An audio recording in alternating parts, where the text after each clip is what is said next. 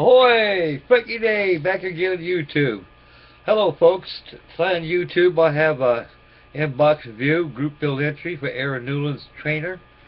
Group build we got coming up. I haven't followed his videos too much lately, which I should be following all the time. And my apologies to Arron, not following your videos all the time, dear sir. I'd like to find out when the group build starts, so it may be underway starting now or probably starting next month, but I'll whenever Arron gives me the green light, I'll start this here build. Okay, folks. For starters, my inbox review of my entry to Arron Newlands trainer group build. I chose this little gem right here. This is a Testors SNJ or SNJ trainer, 1/72 scale. I used to call these 50-cent wonders because 50-60 years ago when this kit first came out, they were only 50 cents. So most plastic 1/72 scale kits in this category, these series were 50 cents a piece. But I paid $8 for this, so it's well worth $8 for me. And there's a lot more 1/72 scale Harvards or Texans or SNJs out there. I like to get the Testors because I haven't bought the Testors in a long time. Incidentally, this is an old Hawk kit made by the Hawk Model Company. And Hawk Model Company went out of business back 1966 and went out of business and laid idle for many years until up to 1982 when the Testors artillery came out and they bought the molds from Hawk Model Company. So all kits, and this is general 1/72 scale, like the SPD Dauntless they have, the GB, they got the SPAD, the Newport, they got a bunch of other ones out there which were in that series at that time that are available on at your favorite model shop shelves. So anyway, this is the cover goes to it, and we'll turn to the back of the cover. I like the way this is. It just hangs on the wall. You grab it as if it was a set of paints. And right here, folks, right here, these are your paint call-outs right here. These give you your call-outs. I guess they go to the Revell or Hambro. The number here, the call-outs for the kit. And these are the kits. So these kits over here, I'll get a little bit closer. What's available? I was talking about a while ago. They got the Orion ST-17. They've got the Charles Lindbergh Spirit of St. Louis, and they got the looks like a SPAD, and it measures fit 263 Killer Flea, the Night Twister, the Mystery Ship, and they got all that in there in that series, so it's out there. $8 ain't bad. Can't complain. Okay, folks. Like I say, this is a Hawk kit. Nothing's been unchanged. Same old molds, same kit. The only difference is the treatment of the instructions and the decals they give you. That's it, folks. And it's a very good kit. I had this many years ago, and I want to get another one just for nostalgia purposes. And actually be a good candidate group entry for Arron Newlands trainer group build. These are the instructions they give you. It shows the aircraft. You look very closely at this test shot of this model, of the fellow who built this model as a test shot. The landing gear is wrong. He's got the oleo and the brake drums going inboard instead of outboard. So we all know better, folks. Here's a little bit of a history of the aircraft. The Texan SNJ trained North American was probably the most well recommended and the most important trainer of World War II. It trained a lot of airmen next to the old PT-17 Cadet they used, and actually the AT-6 and the Havard and the SNJ they trained a lot of bomber pilots and fighter pilots. They're the backbone trainer of World War II, and they were the successors of the old Boeing Cadet biplane PT-17 that they used at the time, which was equally a very great airplane for training. And it entered service as late as 1938, and as late as 1958, the SNJ was in the AT-6 was stricken from the United States Air Force, United States Navy Registry, and they went during the jet age. They went to other trainers like TA-4 Skyhawks, and a lot of them today are in museums or in the collectors of private collectors that have them, and also air shows, which are also maintained and ran by private collectors who own the planes themselves. Okay, folks, right over here, if you can be a functional illiterate, you can still put this thing together. This page over here is exploded views. I think this kit contains about 20 parts, not very much. It can be built by the pro in 10 minutes. It's done. But this one will take me 2 days doing it. I'll spend about 2 or 3 days doing this, maybe a week. And the paint schedule calls for aluminum fuselage, red tail feathers, red cowling, chrome yellow wings with the red hash marks on top and bottom of the wings. And here's a printing of your parts list of your decals. It tells you. And also along with the instruction sheet, they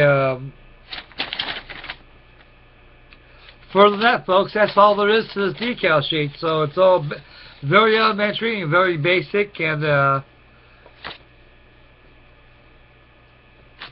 it's ancient. This is the decals they give you, which are very excellent decals. I think Testors makes it. Stars and bars and early 1941 meatball roundels. They're incorporated kit, so you want to use your meatballs right there for your pre-war SNJ or AT-6 or BT-18 to use them. Also, you got your wing walks here. The wing walks.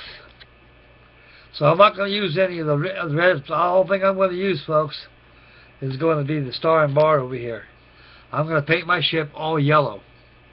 And it's going to have squadron markings. It's going to be all custom painted by myself.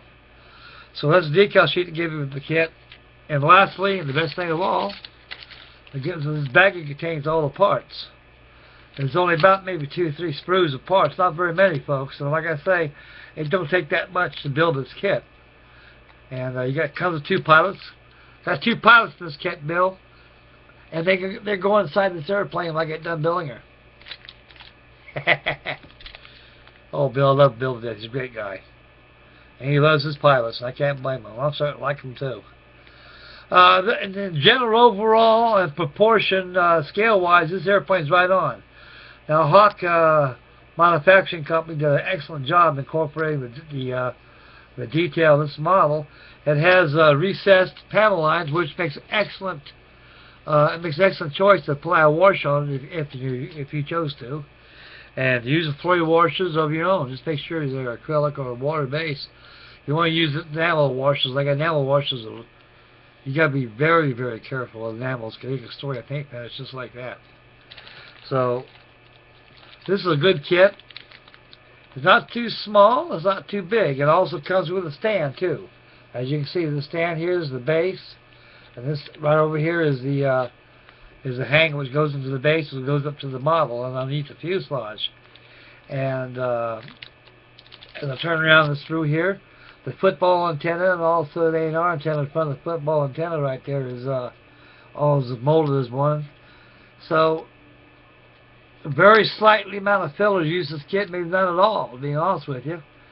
And lastly, there it is right there. I got it out. There's the canopy they give you, which is right over here. There's the cockpit right there. And I'm surprised they didn't put that in a baggie or something. Hope it ain't scratched. If so, a good dip in the future will do it. Anyway, this is a very highly detailed kit. You know, it's something different. Like I say, there's a lot more 1/72 scale AT-6s out there than Testors Hawk. But this is a good kit. I remember building one of these, oh Jesus, many years ago. I don't know, I'll say about 1961, 1960, I was in the Navy, and I bought one of these at a grocery store. Because back in those days, in grocery stores, you could buy plastic. Nowadays, it's all hobby shops or department stores and such. But anyway, this model was 2 thumbs up. It's a good kit. I can't find any flaws with the kit. And it's a fast build, and it'll take long to get it done. And to do it right is just take your time. It's like anything. Okay, fellas, this concludes my inbox review of Mr. Arron Newlands' trainer aircraft group build, and it's the T-28 Trojan and the SNJ or AT-6 or Harvard, and also maybe the PT-17 too, Boeing Cadet. That make a good trainer aircraft.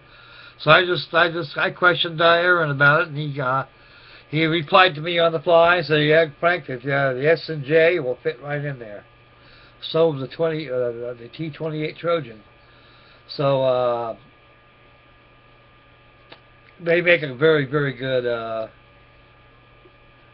display and companion to each other. T-28 Trojan and the SNJ AT-6 Texan. They make a very good companion, and also great to your collection too as well. Well, folks, this concludes my inbox entry, and before I get off here, I'd like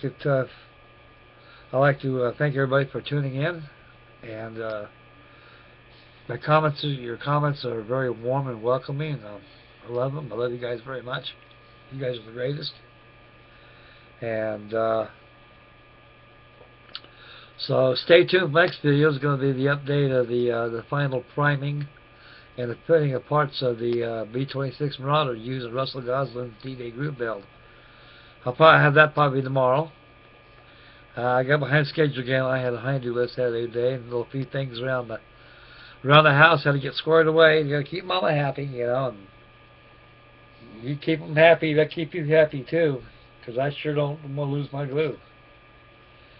But anyway, I'd like to thank everybody for your wonderful replies again. And I just finished Jake Cutler's, Steve across the pond, his carrier aircraft, the group build. I did two 86 Sky Raiders, back to back, and got them done. And so I want to finish up this B-26 Marauder. Tomorrow I'll be ready for the final paint work on it. And hopefully I should have my B-26 Marauder done maybe by as late as either Tuesday or Wednesday of next week. No, I think I'll take that back, folks. As late as Tuesday or Wednesday of this week coming up. And that'll be that on that. So once again, folks, I'd like to thank everybody for tuning in. May God bless. So please subscribe. And happy modeling. And get some of those videos out, guys. Keep those videos shaking. And we'll catch you on the next video. Bye, boys. Take care now.